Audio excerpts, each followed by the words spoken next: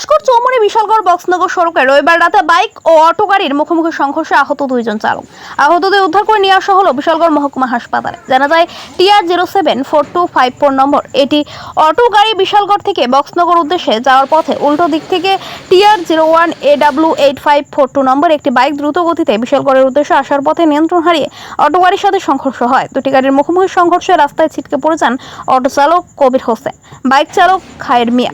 আহতদের উদ্ধার করে বিশালগড় মহকুমা হাসপাতালে নিয়ে আসার পর কর্তব্যরত চিকিৎসক বাইক চালকের অবস্থা আশঙ্কাজনক দেখতে পেয়ে তাকে আগরতলা জিবিপি হাসপাতালে রেফার করে। এদিকে ঘটনার খবর পেয়ে দুর্ঘটনাগ্রস্ত বাইক ও অটো গাড়ি উদ্ধার করে থানায় নিয়ে আসে বিশালগড় থানায় নিয়ে যায় পুলিশ। ঘটনাটা হয়েছে লস্কর চৌমুহনী একটা বাইক এবং অটো ফেস টু ফেস সংঘর্ষ হয়েছে। বাইক রাইডার সিরিয়াসলি ইনজুর্ড, এর নামটা কোনো কিছু পাওয়া গেছে। কয়জন আনছেন? দুইজন এনেছি, হ্যাঁ, আর অটো ড্রাইভার মাইনর ইনজুর্ড। আমরা বিশালগড় ফায়ার সার্ভিস স্টাফ খবর পেয়ে বিশালগড় মহকুমা হাসপাতালে নিয়ে এসেছি। অটো গাড়ির নামটা পাওয়া গেছে? অটো গাড়ির নাম্বার পাওয়া গেছে, বাইকের নাম্বার পাওয়া গেছে।